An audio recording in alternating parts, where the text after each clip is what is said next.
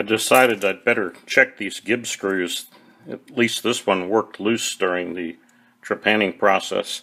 These other two are hard to get to. I can get to them by working the cross slide back and forth, but I'm just going to go ahead and temporarily remove the carriage lock, which is pretty easy to do. Just slide that back out of the way, and we'll check the Gibs, make sure they're tight. While I had the compound removed to get access down below here, I thought I'd go ahead and swing it back around to give me access to the outside diameter of the ring. Then I can turn off this bolt hole that's partially left in the edge here. So let's try swinging this around to about 45 degrees. You can't really read that on the protractor, but the actual angle doesn't really matter. When you need to crank the compound back to get access to the adjusting screws, you can make it a little easier if you put some force pushing backwards or pushing back towards the hand wheel while you're screwing it off. You keep some downward pressure and backward pressure. It makes it move off more smoothly and easily. When you have the compound angled back like this, turning the hand wheel is kind of a contortionist trick, not at all comfortable. If I hadn't recently removed the blue chip shield back here, I probably would not even be able to get the compound this far back without hitting the shield. So it's not a great arrangement, but I did get it far enough out to be able to get the job done pretty far forward, and I don't like to cantilever this out too far because obviously the farther out that it is, the less rigid the whole setup is. I've got the speed dial turned to about the 9 o'clock position. We'll feed in with the cross slide hand wheel until we touch off. And I'm going to go ahead and advance it maybe 20 thousandths. Try using power feed.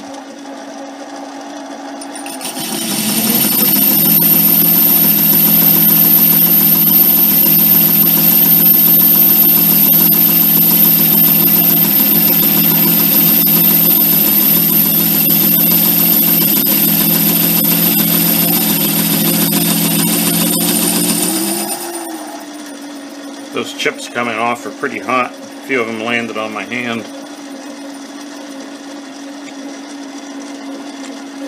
Take off another 40 thousandths here.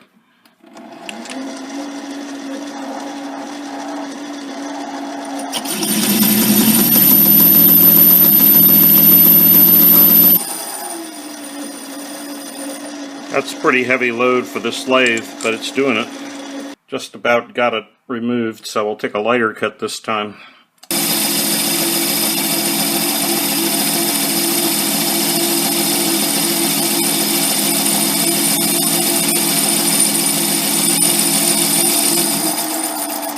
We'll take one more very light pass and we should be done.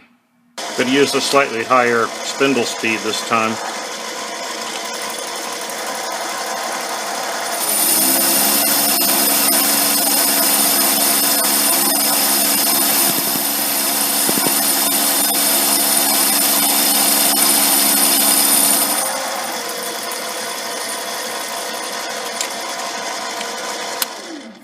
Now that I have the diameter cleaned up, I'm going to chamfer these two sides, get rid of these sharp edges and burrs that are on there. I've changed tools, so this one is like a triangle pointing straight in, and we're going to just use the left side of it.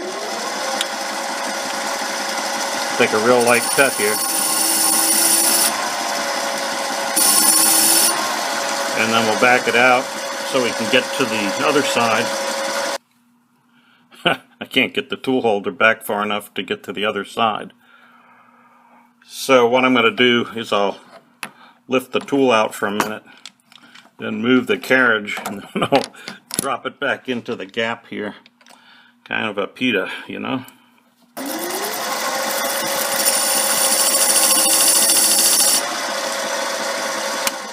Okay, that looks pretty clean now. Now that I've got the outside diameter finished, I'm going to take a light facing cut on both sides just to give it a cleaner appearance. I've got the carriage locked down. Since it's a facing cut, and I'm going to use the compound feed to feed in until it starts cutting. And then we'll use the cross slide hand wheel to cut across. If you don't have a shop-made carriage lock, something like mine, then you should, when making a facing cut, you should lock the carriage down to the lead screw after making sure that the lead screw is in the neutral position. And that's the knurled lever on the back of the headstock, of course.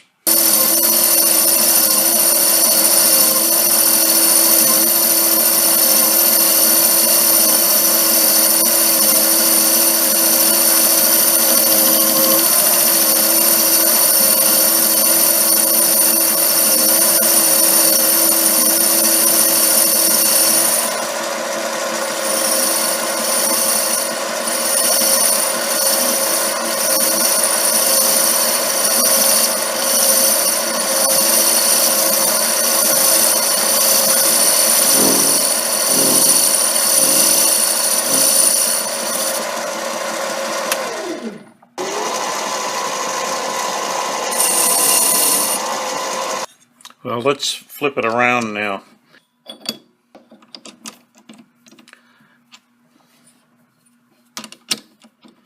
Make sure that's flat up against the flats on the chuck jaws. Make sure it's tight so it doesn't work loose.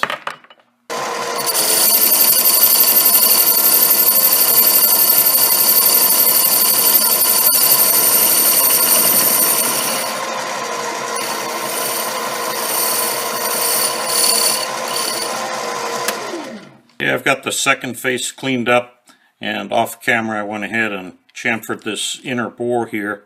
Now I need to figure out how to turn the inner bore, or bore the inner bore, depending on how you think about it, to clean that up. I wanted to see whether I could hold the disc using the jaws in the outside position, and I'm looking at this handy reference chart here on MiniLathe.com. We have a 4-inch 3-jaw chuck, and using the inside jaws, the largest diameter that you can hold is about 1.6 inches, and the largest with the outside jaws is about 3 3/4 inches. But that's still too small to hold our 4 1/4 inch diameter disc.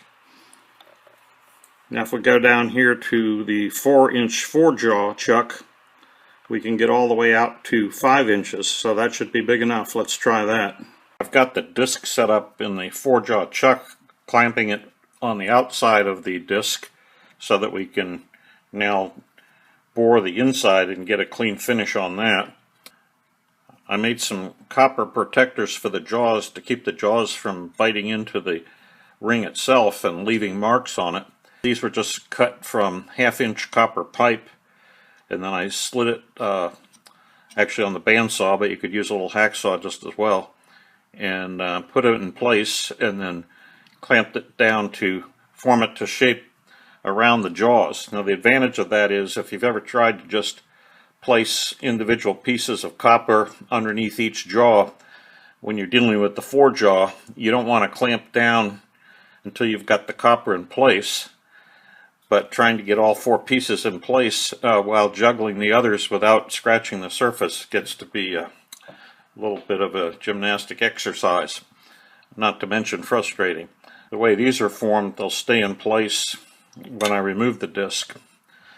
So after I got the jaw protectors in place, got the disc mounted, then of course we just followed the routine that I've demonstrated in other videos for centering the workpiece. And I've now got it down to a few tenths, so pretty good, ready to go. I'm using one of these sort of generic carbide tip tools that you can find in sets inexpensively, and they work pretty well for jobs like this. And I'll use power feed. I'm just going to touch off on that inside of the bore there, and then we'll back off and use the power feed. And I'm running it about, I got the speed control at about the 9 o'clock position. Okay, ready to feed it in.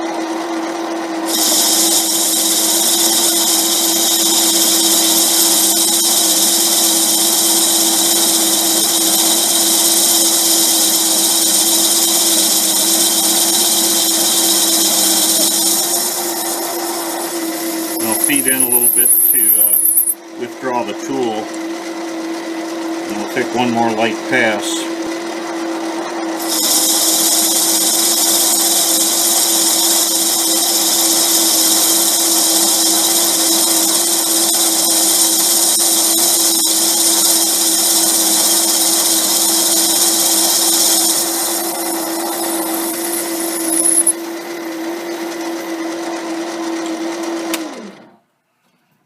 Okay, that looks pretty good. We'll call that done. Our disc has been turned down now to a mere shadow of its former glory, but I think we still have plenty of thickness across here to get lots of screw threads in there, so I think it'll work okay, but time will tell. Now that I've completed major surgery on the ring, it's time to rethink the support plates that are going to support the ring. And we had a smaller piece before because the ring came down farther, but now that is going to be too short. So it turns out this piece that had been the other half of this base plate looks like it might be about the right height. We can just cut it off. It has a hole in it. Maybe we can cut it off below that hole, but probably the hole will end up right where we don't want it. But in any case, we could turn it over and do it this way. Put that hole down below where it's pretty much out of sight. I've got the ring mounted back on the 3-jaw chuck now. One of the reasons I wanted to do that, and the thing that made me think of it, is in order to figure out the placement of this vertical plate, I need to know where the screws are going to be coming in from the sides. So I took advantage of the 3-jaw chuck and just drew 3 lines 120 degrees apart, which is what the jaws are. When we have the screws in place, it will be oriented pretty much like this. It's a little hard to simulate this exactly right now because this raised prismatic part of the ways is in the way. But what I'm thinking is that because we only have a limited amount of surface now to screw into, I'm thinking I may go ahead and turn this so that it's rounded out and follows the contour of the ring. If we were to just cut it off straight, we only have a limited space into which we can place some screws, whereas if we contour it, we've got a little bit more room to work with. I've positioned this now so that it spans the ways, and it's long enough, and I think it's safe to assume, for now at least, that if I center this and then bore out this portion here, I can do that first and then figure out the what the bottom edge and the height are going to be like. If I were to try to figure out the height first, I probably would get it wrong because it's a little bit tricky to compensate for where the bore ends up. So we'll do the bore first. I'm using the configuration I used in another demonstration video, the way I'm clamping it here so I can face this end. This is what you do if you don't have a milling machine.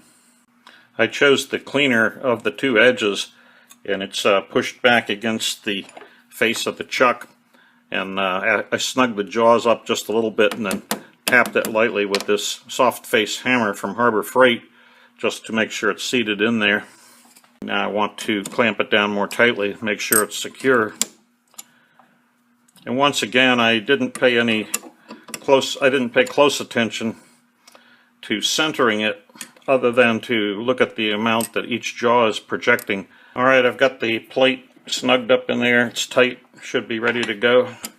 Okay, with the carriage locked down, I'll start up the lathe, and then I'll feed in using the compound until it starts to cut. Then I will back off and feed it a little more, and then we'll cut across using the cross-slide hand wheel. Okay, I'm going to start it up, and I'm have it about 9 o'clock on the speed control, actually about 10 o'clock. I realized I've been reading out the approximate speed control position on some of these videos, but I decided it would be a lot more helpful if you had the RPM to associate that with. And in fact, I have this digital tachometer that I got years ago with one of the many lathes that I've had, but I don't use it too often. You don't always need a tach. The speeds are not really that critical on the mini lathe, but when you're learning and starting out, and you don't have any reference, it's useful to have some RPM numbers to work from, or how those correspond with the dial. And I removed the magnets from the back, and I just mounted it up there with these 3M Command brand Velcro strips. I decided that the best compromise for this job is to set the compound back 30 degrees according to the protractor. That gives me enough clearance to get out past the front edge of the workpiece, but it avoids having the hand wheel so far back that it's hard to get to, or for most of you it would be running into your chip shield. Now if you have one of the shorter lathes, a 7x10 or a 7x12, you'll probably have to remove the tailstock to use the compound in this orientation. I have the tool at a slight angle to the front of the work, since we're going to be doing a facing cut. That gives the tip some clearance for the chips to get out from under there. I'll be feeding the depth in with the compound, then cutting across using the cross slide hand wheel. Now I can use the tack at the 9 o'clock position. I'm at about 460 RPM, and that's probably fine. I think I'll go a little faster. I think I'll go up to about 500. We're at 520 now, and that's about the 9 o'clock position. Okay, I'm going to take just shallow cuts at first until I get it evened out a little bit.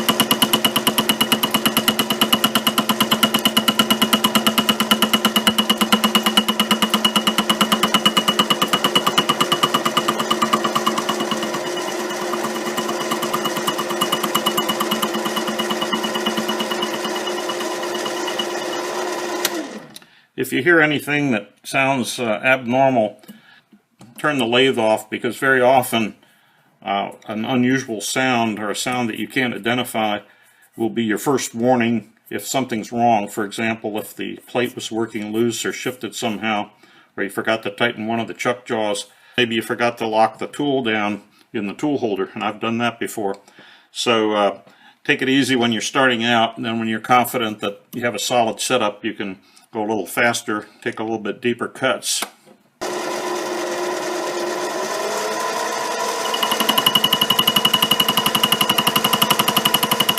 I'm up to about 700 RPM now. That's probably fast enough.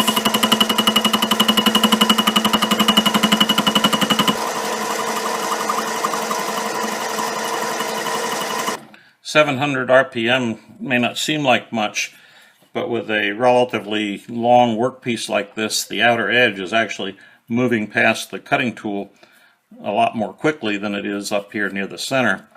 And of course you can calculate the cutting speed and go to tables and all that, but for the mini lathe you don't generally need that degree of accuracy. You just want a speed that works well, gives you a good finish, and is safe under the conditions you're working in. Okay, let's take some more cuts. Seems to be going well so far.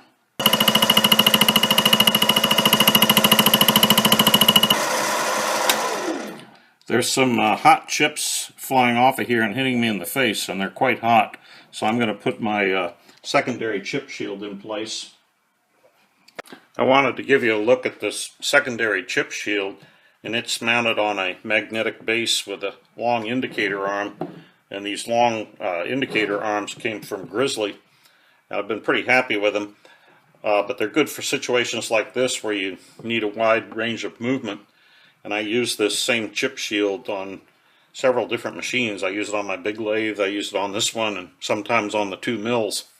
So it's a handy setup, and the shield itself is just a piece of acrylic plastic that I cut and sanded the edges or smoothed them one way or another. I scribed a line across here with a sharp tool, and then just used a propane torch, keeping it moving back and forth until the plastic softened up, and then you can just bend it up to a convenient angle, or you can leave it straight. But I like having it at an angle because it helps keep the chips contained.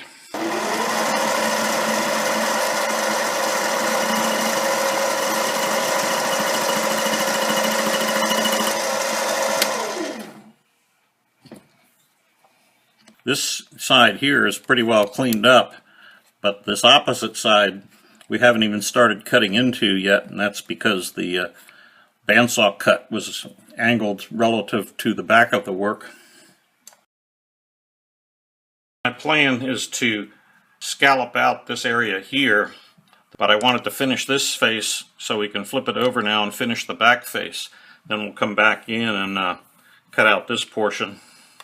I'm just going to loosen two chuck jaws. Number 1 and number 2 happen to be adjacent, and so now I'll take this rough saw cut edge, and that will go out, and the finished edge will go back against the face of the chuck, and we'll tighten it back. I want to make sure it's roughly centered side to side here, but just by eyeball is good enough. Make sure these are snug. Don't want this thing going anywhere. And I'll double check these on the other side as well. And then just give it a spin, make sure everything's clear and stable, and then we'll get set up for the next cut. So I used a two-handed feed to get a smoother cut all the way across and back. But here are our finished edges, and I took them over to the belt sander and just cleaned off the sharp burrs. But it looks pretty good, and I put it on the surface plate, and it's pretty flat. It doesn't have any significant tendency to spin on the center. So we'll move on now to the next job.